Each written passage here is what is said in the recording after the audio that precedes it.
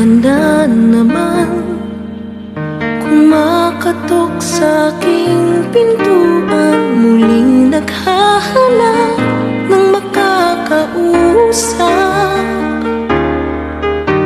At heto naman ako, nakikinig sa mga kwento mong paulit-ulit lang, nagtitiis kahit nasasaktan.